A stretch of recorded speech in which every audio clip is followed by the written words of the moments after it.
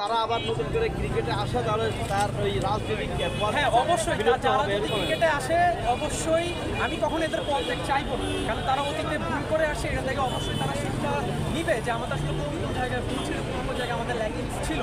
অবশ্যই তারা এই ব্যাপারটা দেখবে, যেহেতু আমাদের এখানে নতুন উপদেশটা আসছে আর আসিফ মাহমুদ ভুঁইয়া, অবশ্যই সে এই ব্যাপারগুলো দেখবে। আর যদি তারা এই ব্যাপারটা না দেখে, তারা যদি সেম এজ লাইক আগের মতো যদি জিনিসটা করে যে আমরা ম্যাচ হারার পরে যদি আমরা না পাই, যদি প্রশ্নের পরে যদি বলা হয় আমি এই ব্যাপারটা জানি না, এটা হচ্ছে আমাদের প্রেসিডেন্ট জানে, এই সমস্ত প্রশ্নের উত্তর যদি দেয়, তাহলে আমরা তাদেরকে গণভবনের কথা মনে করে দিতে চাই, আমরা তাদেরকে সংসদ ভবনের কথা মনে করে দিতে চাই, যে তাদেরকে আসলে পদত্যাগ করতে আমাদের 15 মিনিট সময় লাগে না। যদি মাপ চেয়ে আবার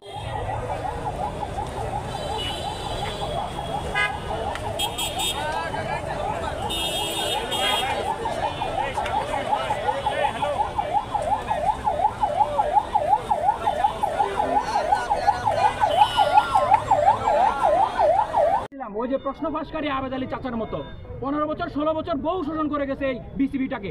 সরকারের কথা বলছি না, সরকার তো করছেই, সেই সাথে এটাও করে গেছিল, টক করে আইসা ধরা খেয়ে গেছে আবেদ আলী চাচার মতো। কি হবে? হবেটা কি আপনাদের অনতি বিলম্বে আপনারা স্বেচ্ছায় চলে যান। আমরা চাই না আপনাদেরকে ওই যে শিক্ষার্থীদের মতো এরকম করে নিই, আপনারা স্বেচ্ছায় চলে যান, আপনারা ব্যর্থ, আপনাদের দ্বারা হচ্ছে না। আর কিছু আমাদের চাটুকার যাদেরকে আমরা আইডল ভাবতাম, জীবনে ওই একটা কথা বলে প্রথম প্রেম ভুল, প্রথম ভালোবাসা সবচাইতে বড় প্রতারণার হয়, এটা সত্য কথা। এই প্রথম ভালোবাসা ছিল মাশরাফি, এই প্রথম ভালোবাসা ছিল সাকিব, আরও অনেক ক্রিকেটার, এরা আমাদের প্রথম ভালোবাসা ছিল। কিন্তু এই জাতির ক্রান্তি লগ্নে, এই জাতির দুঃসময়ে, যেখানে তার ফ্যান ফলোয়ার মানে বন্দুকের বুলেট খেয়ে মারা যাচ্ছে, সেখানে তারা নিবিড়ে মুখে এভাবে হাত দিয়ে, তারা কোনো কথাই বলে না, তারা কোনো প্রতিক্রিয়া জানে না। তার মানে কি, আপনি যদি অন্যায়কে প্রশ্রয় দেন ওপেনলি আসেন, ভাই ছাত্রদের পক্ষে নেই আমি, ওকে দিয়ে দেন, কিন্তু আপনি হাও বলতেছেন না, নাও বলতেছেন না, দ্যাট মিনস আপনি অন্যায়কে গভীরভাবে বিতর্কতভাবে আপনি সাপোর্ট করে যাচ্ছেন। তাহলে এদেরকে আমরা আইডল মনে করেছিলাম, ওই যে প্রথম প্রেমিকের মতো ভুল করেছিলাম, প্রথম প্রেমিকের মতো আমরা ভুলে এদেরকে আমরা আইডল মনে করেছিলাম। এরা দায়িত্বে থাকুক, এরা সভাপতি হোক, এরা এই দলে থাকুক, ওই দলে, আমরা বহুবার চেয়েছি। এদের কারণে, এদের বৈষম্যের কারণে, এদের অপরাজনীতির কারণে আজকে ভালো ভালো প্লেয়াররা চান্স পায় না, ভালো ভালো প্লেয়াররা চান্স পাচ্ছে না এদের কারণে। তাহলে এই রাজনীতি আর এই মাঠে থাকা যাবে না। এক দল গেছে, এক দলকে আমরা শিক্ষার্থীরা বিদায় করছি, আপনার জনতা বিদায় করছি, সাধারণ ক্রিকেট প্রেমীরা বিদায় করছি। আপনি আরেক দল আইসা চাটামি করবেন, সদন পিটি দেখাবেন, এগুলা ভাই চলবে না। ওই স্বৈরাচারকে যেভাবে আমরা শক্ত হাতে দমন করেছি, সাধারণ শিক্ষার্থীরা, ক্রিকেট প্রেমীরা, সর্বসাধারণ লোকেরা আপনাদের মতো চাটুকারি যদি আপনারা করেন ভবিষ্যতে, আপনাদেরকেও দমন করতে 5 মিনিট সময় লাগবে না। অনেকেই 7 মিনিট সময় দিয়েছিল, 5 মিনিটের মধ্যে আউট। আপনাদের 5 মিনিটের সময় দেওয়া হবে না, এর মধ্যে আপনাদের দমন করা হবে। তো চাটুকারিটা এটা করা যাবে না, এটা ভালোবাসার জায়গা, বিনোদনের জায়গা। এই ক্রিকেটকে ভালোবাসি বিদায়, এই ক্রিকেট সংশ্লিষ্ট যত কিছুকে ভালোবাসি বিদায়, খেলাধুলার ভালোবাসি বিদায়। অনেক যুবক যুবতী এই মাদক থেকে দূরে আসে। যদি এখানে রাজনীতি ঢুকে যায়, মানুষ মুখ ফিরিয়ে নেবে, অনেক মানুষ মুখ ফিরিয়ে নিচ্ছে এখান থেকে, এই আপনাদের এই কালোবাজারে, এই দুর্নীতি, এগুলোর কারণে, বৈষম্যের কারণে। তাহলে দেখা যাবে ভবিষ্যৎ প্রজন্ম মাদকাধিকার আর দূরে যাবে। বিভিন্ন ধরনের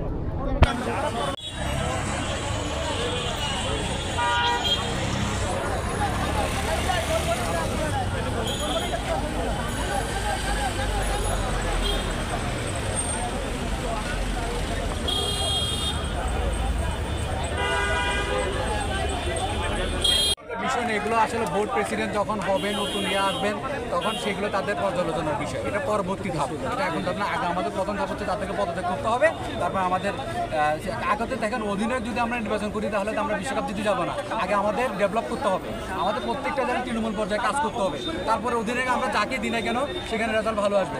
যদি আমরা তৃণমূল পর্যায়ে কাজ না করি, তাহলে পাইপলাইন কখনো ঠিক হবে না। পাইপলাইন ঠিক হলে আমরা অধিনায়ক আগে বানিয়ে দিই, যাকে বানিয়ে দিই কোনো কাজে আসবে না। তাই আমাদেরকে আগে তৃণমূলে কাজ করতে হবে, তৃণমূল কাজ করে আমাদের পাইপলাইন ঠিক করতে হবে।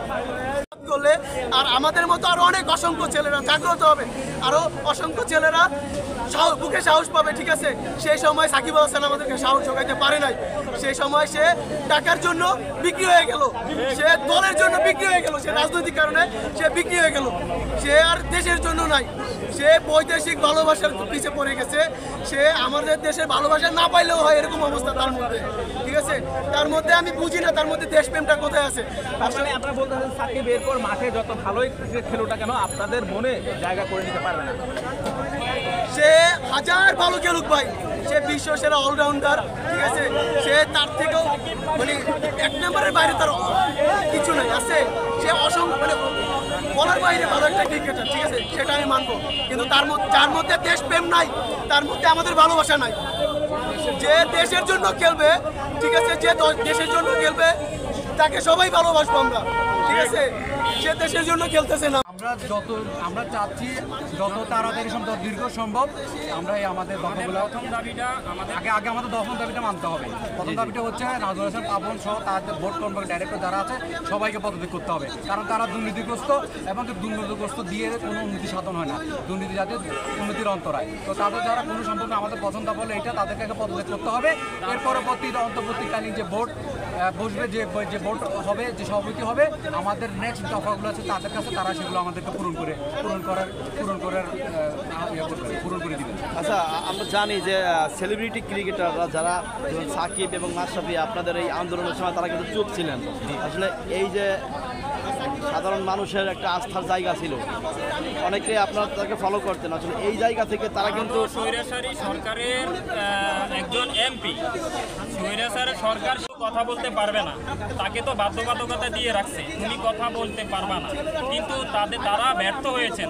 তারা ওই স্বৈরাচারী সরকারকে লিগ্যাল নোটিশ দিয়ে তারা আমাদের ছাত্রদের সাথে একাত্মতা পোষণ করে আমাদের দাবি আদায়ে আমাদের সাথে আসলে তাদের জন্য এটা ভালো ছিল, আমি এটা মনে করি। আপনারা এখন কি মনে করেন, তারা যদি এখন আবার খেলতে চায় বা সেরকম একটা সিচুয়েশন আসে, তারা কি খেলতে চান কিনা? আমাদের 64 জেলার ক্রিকেট প্রতিনিধি আছে, আমাদের ঢাকা লিগের প্রতিনিধি আছে, আমাদের ঢাকায় প্রিমিয়ার লিগের প্রতিনিধি আছে, আমাদের প্রিয় শ্রদ্ধেয়ভাজন স্যার নাজমুল আবেদিন ফাহিম স্যার আছে, আমরা ওনাদের সাথে বসে এটা আমরা পরামর্শ করব। আচ্ছা, আমরা দেখছি সেরকমই মাশরাফি কিন্তু মানে ওরকম একইভাবেই ছিল, কিন্তু সে কথাও বলেনি। আসলে তাকে নিয়ে আপনি কি বলতে চান? সে তো স্বৈরাচারী সরকারের এজেন্ডা বাস্তবায়ন করছে, এটা নিশ্চিত বলে মনে করি আমি। না হলে তো উনি চুপ থাকতে পারতেন না। উনি যদি সৎ ও নিষ্ঠাবান হইতেন তাহলে অবশ্যই উনি ছাত্রদের সাথে এসে একই কাতারে ছাত্রদের সাথে সামিল হয়ে এই স্বৈরাচারী সরকারের পতনের দাবি করতেন। আচ্ছা, জাতীয় দলে এখন কাকে অধিনায়ক দিলে আমাদের এই আন্দোলন কিংবা প্রতিরোধ সভা করার আগে আমরা যে সংস্কারের প্রয়োজন আসছিলাম এখানে, এবং যে দুর্নীতি তথা কালো থাবা থেকে ক্রিকেটকে বাঁচানোর লক্ষ্যে আমরা এখানে সবাই একজোট হয়েছি। আমাদের আগেও কিছু রাজনৈতিক ব্যক্তিবর্গ এখানে আন্দোলন সংগ্রাম করেছিলেন, ওনারা ওনাদের মতো করে গিয়েছেন, কিন্তু আমরা কোনো ধরনের রাজনৈতিক ব্যানার নিয়ে আমরা এখানে আসিনি। আমরা কথা বলতে চাই, অবসরের আগে কোনো ধরনের হচ্ছে যে এখানে রাজনীতি চলবে না। আপনার যদি রাজনীতি করতে ইচ্ছে করে, রাজনীতি এখন বাংলাদেশে এমন একটা পর্যায়ে দাঁড়িয়েছে যে গোলামি চাকামি করা ছাড়া অন্য কিছু নয়। কিন্তু আপনি যদি এখানে রাজনীতি করেন, আপনি অবশ্যই ক্রিকেটটাকে ভালোবাসতে পারবেন না। হয় আপনি রাজনৈতিক ব্যক্তিবর্গের পিছনে থাকেন, হয় আপনি দেশের মানুষকে ওইভাবে আপনি রাজনৈতিকভাবে সংগ্রাম, রাজনীতিভাবে আপনি আন্দোলন করে যান, রাজনৈতিকভাবে আপনি সুযোগ সুবিধা দিয়ে আসেন, কিন্তু আপনি দেশের ক্রীড়াঙ্গনে এসে দেশের ক্রীড়াঙ্গনটাকে, দেশের ক্রিকেটটাকে আপনি কলুষিত করার, আপনি কলঙ্কিত করার কোনো প্রয়োজন নেই। এভাবে আমাদের অসংখ্য লোক, এভাবে আমাদের বিগত কয়েকদিন এবং স্টিল এখন খেলতেছে এরকম অনেক রাজনৈতিক ব্যক্তি আমাদের বিসিবিতে আছে। তারা হচ্ছে যে থাকার কারণে তাদের দেখা দেখি তারা যেহেতু অপরচুনিটি পাইছে অনেক বেশি, এই সরকার থেকে, এই স্বৈরাচারী সরকার থেকে অনেক কিছু ওরা পেয়েছিল। আপনি যদি নিজে না আসেন, আপনাকে কেউ ধরে মন্ত্রী বানাইতে পারবে না। আপনি যদি নিজে না আসেন, আপনাকে কেউ ধরে এমপি বানাইতে পারবে না। আপনার স্বইচ্ছা ছিল বিদায় এবং আপনি চেয়েছেন বিদায়, আপনি এমপি হয়েছেন, আপনি ক্ষমতাসীন দলের লোকের এবং স্বৈরাচারী দলের লোকের এমপি হয়ে আপনি ক্রিকেটের 12টা বাজিয়ে দিয়েছেন। আপনি আপনার রাজনৈতিক প্রভাব প্রত্যেকটা সেক্টর আপনি খাটিয়েছেন। এই যে নিরীহ যে ক্রিকেটাররা যারা যোগ্য ব্যক্তি ছিল, আমি এক্সাম্পল দিই, এই যেমন আমাদের মিরাজের কথা বলি, তাকে আমরা বলেছিলাম কি সে আমাদের হবে সেকেন্ড সাকিব আল হাসান। আমার সাকিব আল হাসানের কথা মুখ দিয়ে আনতে লজ্জা লাগতেছে আজকে। সেকেন্ড সাকিব আল হাসান আমরা তাকে বলেছিলাম, কিন্তু সেই মিরাজের বিশ্বকাপে পর্যন্ত জায়গা হয় নাই। কেন হয় নাই? তার পারফরমেন্সের কারণে না। এখানে একটা লোক দেখাতে পারবেন না মিরাজ ব্যাটিং খারাপ করছে, মিরাজ বোলিং খারাপ করছে, মিরাজ ফিল্ডিং খারাপ করছে। একটা রিজন আপনারা দেখাতে পারবেন না, গত 6 মাসে একটা দেখাতে পারবেন না। তাহলে মিরাজ কেন বাদ গেল? তামিমকে নিয়ে যথেষ্ট পরিমাণ রাজনীতি করা হয়েছিল। তৎকালীন যে স্বৈরাচারী সরকার ছিল, সেই স্বৈরাচারী সরকারের কাছে সভাপতি বলেন কিংবা আমাদের বড় অধিনায়করা বলেন, সবাই মিলে একজোটে বিচার দিয়েছিল। তাকেও তার যোগ্য জায়গা থেকে তামিম বিপিএল খেলেছিল, বিপিএল এর সর্বোচ্চ রান সংগ্রহ ছিল এবং হচ্ছে যে ভালো একজন প্লেয়ার ছিল, সে ফর্ম ছিল, তাকে কিন্তু নেওয়া হয়নি। বিনিময়ে কি দেখছেন আপনারা? বিনিময়ে বিশ্বকাপ ব্যর্থতা।